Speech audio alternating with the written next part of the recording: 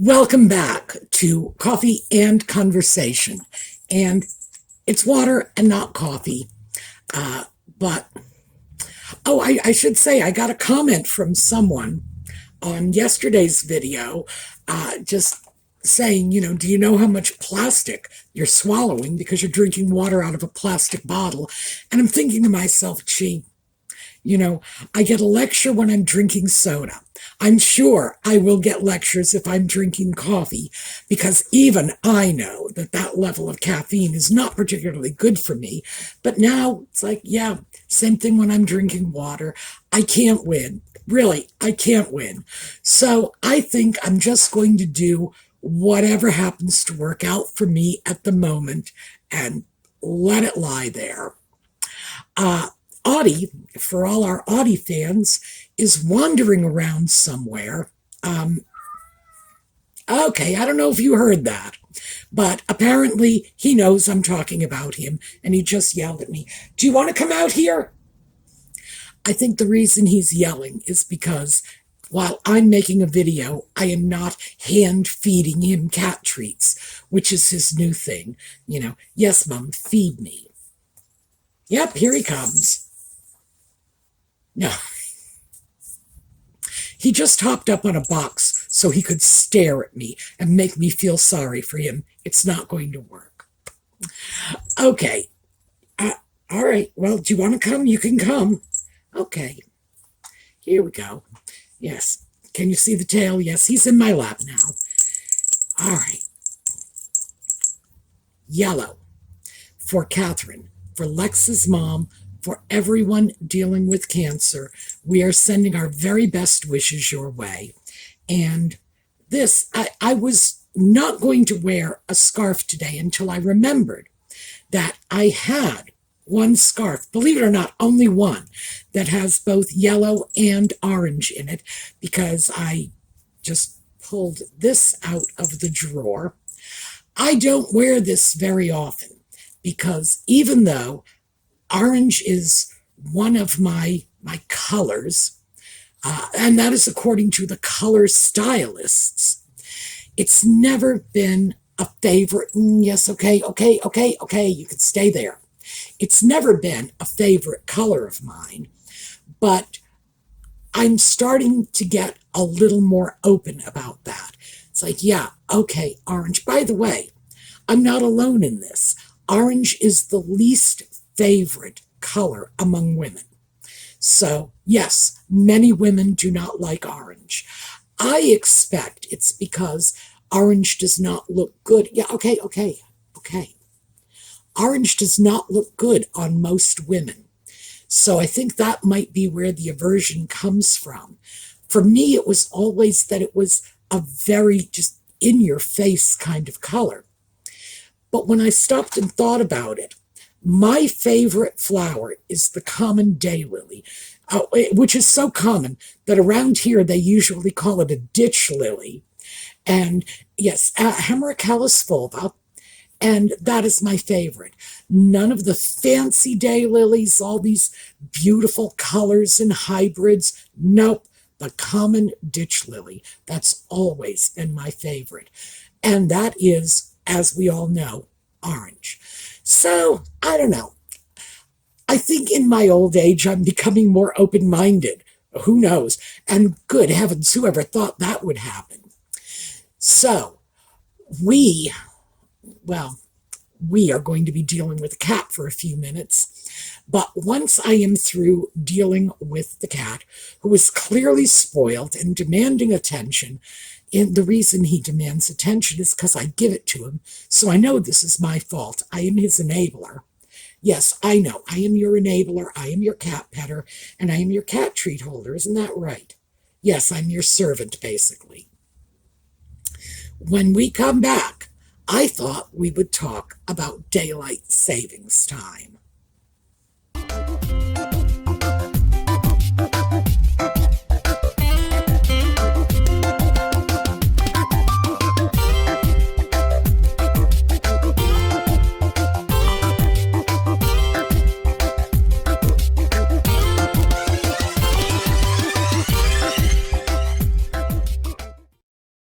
So, daylight savings time. Well, just to be perfectly frank with you, I'm not a fan. I don't know how we ever decided that an idea that Benjamin Franklin proposed, allegedly as a joke, became a reality. I mean, I can tell you the history of it. It came about in World War I when we thought it would save energy, and I do believe it did, in fact, save energy for us. But that was 100 years ago, and our use of energy has changed considerably since then. Also, we're not at war. So I don't know why it has stuck with us. We picked up daylight savings time again in the Second World War for the same reason as the First World War, to aid war production. But again, our use of energy was very different. But we stuck with daylight savings time after the Second World War because we came to believe it was beneficial. It's not. It's really not. For every positive gain you can come up with for daylight savings time, there is an equal negative. And I would have to say, I'm not even sure there's an equal negative. I think the negatives are probably outweighing the positives, because the positives in general have to do with money, and the negatives have to do with people's health and welfare. So let's start with what's going to happen tonight when we set our clocks back. Well, we are going to gain an hour. And this will be the only night that we gain an hour. That's it. 1 extra hour tonight. So instead of having 8 hours sleep, we're going to get 9. So why is it that we think we need 8 hours sleep in the first place? Well, again, it's because we are living our lives by that clock, or in my case, the watch. That's probably not the best way to do things. We think we need 8 hours of sleep because we have that 24-hour clock, and it's just very neatly divided into thirds. And I'm trying to remember, I think it was the International Workers of the World, the Wobblies, who came up with the slogan, 8 hours for work, 8 hours for sleep, 8 hours for what we will, when they were striving to get that 8-hour work day adopted by society. We somehow got an 8-hour sleep day mixed into the equation. The 8-hour workday, I think, is fair and reasonable and good for the Wobblies. They really, they were some remarkably forward-thinking people and some very colorful characters, but they are not the topic of this discussion. It's the 8 hours of sleep that I was thinking of, because we haven't always felt that 8 hours of sleep was the appropriate amount of sleep. For all of you Jane Austen fans, perhaps you'll remember, and I'm pretty sure it was Northanger Abbey, in which Austen mentions that her heroine, and if I'm right about it being Northanger Abbey, then the heroine was Catherine Morland, got 9 hours of sleep. It was just a casual reference, but we do know from that 9 hours of sleep was considered the standard in Austen's England 200 years ago. Now it's 8. So how did that happen? Well, I'm blaming the Wobblies. The fact is that most of us could probably do well with a little more sleep than we are getting. But that is an argument for another day. We will be getting 9 hours sleep tonight. And in the following few days, possibly even few weeks, many of us will continue to do so. Why? Because if we are accustomed to going to bed at 11 o'clock at night and getting up at 7 o'clock in the morning, our bodies, because remember, our bodies are not working on the clock, our bodies are still working on the sunlight. Our bodies are going to be getting sleepy at 10 o'clock at night, just as they did yesterday, the day before, even though the clock said it was 11. We're going to go to bed at 10, and we're going to have that extra hour of sleep built in. We're going to have to tell ourselves to stay up until 11. We're going to have to let that clock dictate to us. Meanwhile, for this period, when we are getting that extra sleep, the number of heart attacks is going to go down. And they've done studies to show that. Unfortunately, when the clocks get set ahead in the spring, the number of heart attacks is going to go up correspondingly. So we give with one hand what we take with the other. But that should be telling us that our bodies do not like these changes. If we actually get as much sleep as our bodies want, we will be better off than we will be if we let the clock tell us when to sleep. So, in addition to disliking daylight savings time, I dislike clocks as well. I think we should be less driven by that clock face. And I made mention of this in a video not too long ago when I said that my generation was less clock obsessed than the young people, the Gen Z and the younger millennials, because we worked on that analog clock, and therefore time was a little less precise to us. We were a little more approximate in our thinking about it. If we looked at the clock and the actual time shown on that analog clock was, say, 12:27, we'd say it was 12:30, half 12, whatever.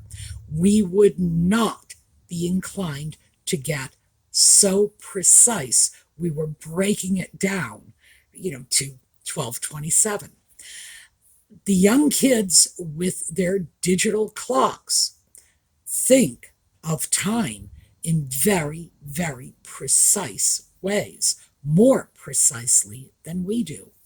So I find that very interesting, but I'm not a fan of this. I live among farmers, and for farmers, daylight savings time is just a way to confuse the cows, and the cows don't like it. So the cows still want to be milked when they want to be milked. It's like, if you milked me 24 hours ago, this is when I want to be milked now. And they don't like that change. And of course, if the farmers are milking the cows when the cows want to be milked, and that milk is hitting the railway stations an hour ahead of time, guess what? That milk's sitting on a platform for an extra hour before it eventually makes its way to your table. Pleasant, huh? That is the truth of it. Because, in fact, farming is a business, and they have to standardize their practices accordingly. So yeah, that's definitely a liability of daylight savings time. Also, of course, we have the period around the clock change times, both spring and fall, when people have not quite gotten used to it, and then you have an increase in traffic accidents, workplace accidents. I just do not see any energy savings, because that's money. Traffic accidents, workplace accidents are lives. So we're not talking about apples to apples comparison. We're not even talking apples to oranges. We're talking about money to lives. So yes, I just do not see that the savings of a few bucks for energy can be justified against the cost of health and safety for traffic accidents, for workplace accidents, for issues of mental health, which is another factor, because you end up with people who do not cope well with changes like this. People with seasonal affect disorder don't. So that's just one of many. So I am not a huge daylight savings fan. I had the opportunity to live in a couple of areas that did not use daylight savings time. I lived in Indiana in the 1980s. Daylight savings time is now in effect in Indiana and has been since, I think, 2006. When I was there, it wasn't. So for half the year, we were on Eastern Standard Time with our neighbors to the east, and the other half the year, we were on Central Standard Time with our neighbors to the west. Just that simple. And when you live in a state that is on a time zone border, you have to get used to the fact that your neighbors, you might drive as little as 3 or 4 miles down the road, because this is done by state. So borders are where borders are, and they're in a different time zone. So yeah, you get used to it over time.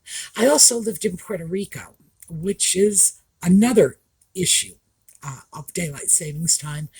Daylight savings time is of very little value when you get closer to the equator, as in Puerto Rico, or you get closer to the poles, as in Scandinavia, for example.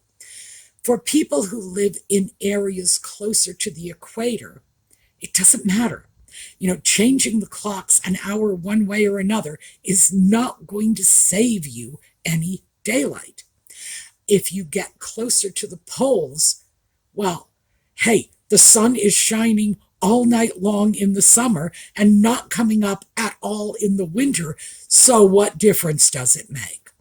So it's only really valuable for those of us who are in the temperate zones, in between the equator and the polar regions, either to the north or to the south.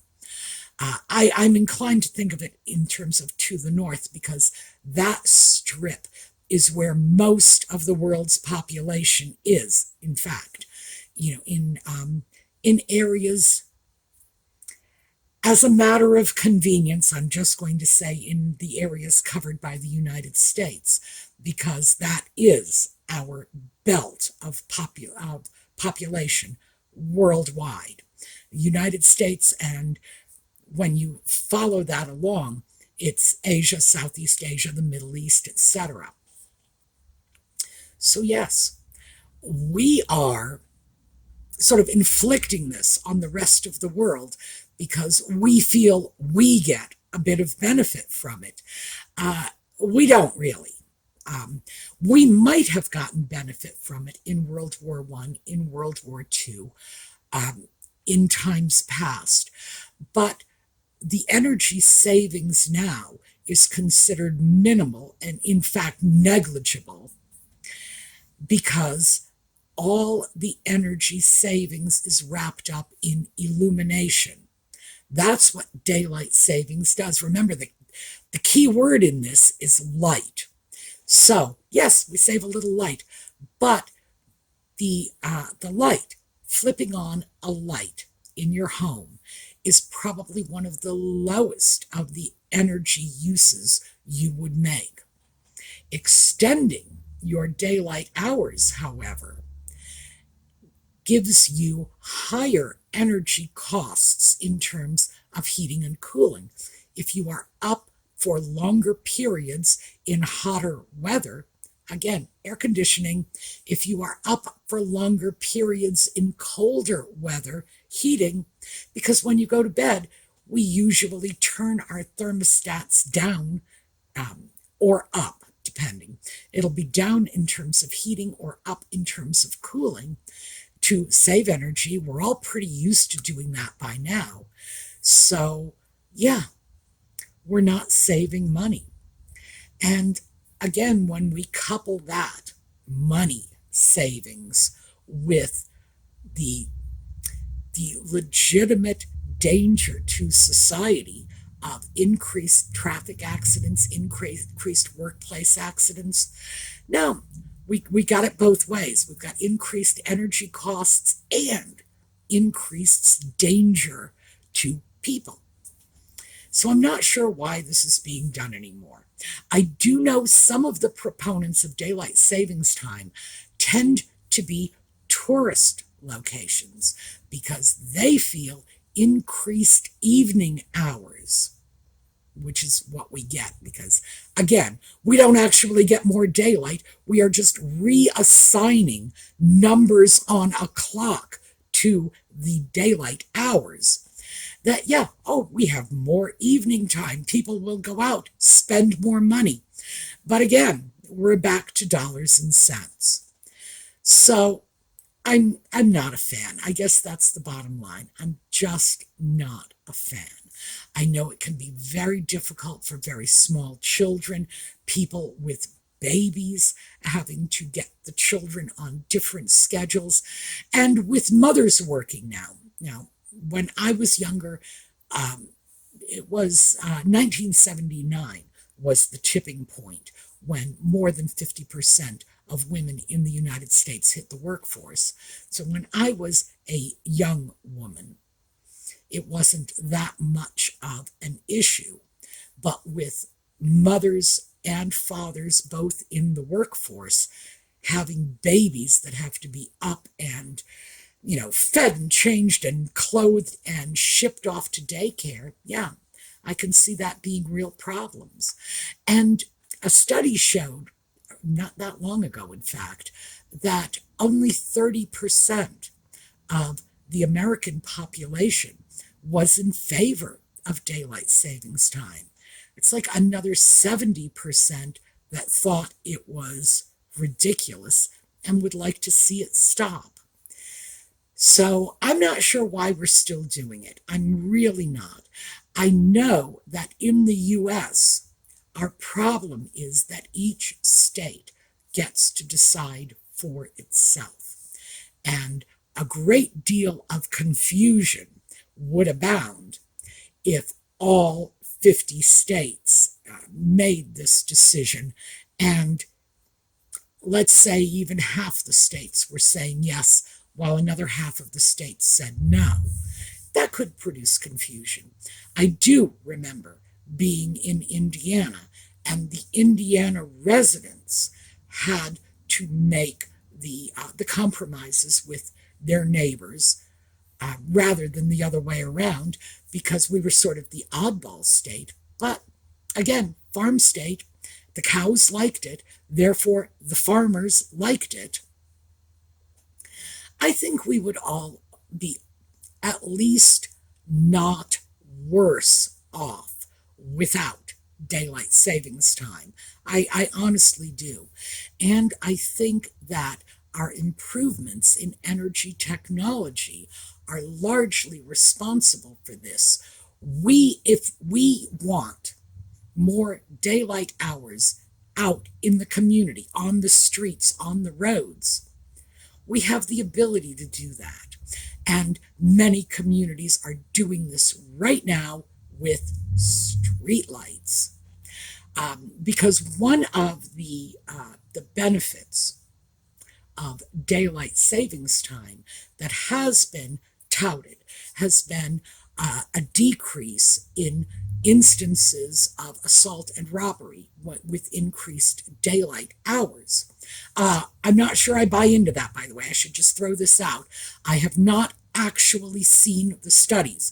I have not been able to take a look at the methodology.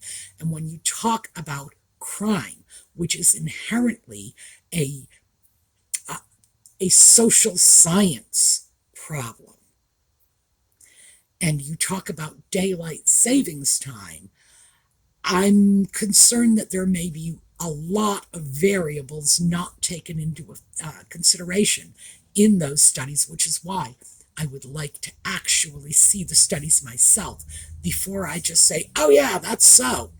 No.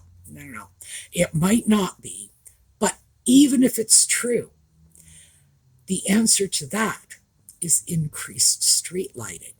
And quite frankly, if you are in a community where assault, robbery is an issue in the hours after dusk, I would say, yeah, let's improve the street lighting.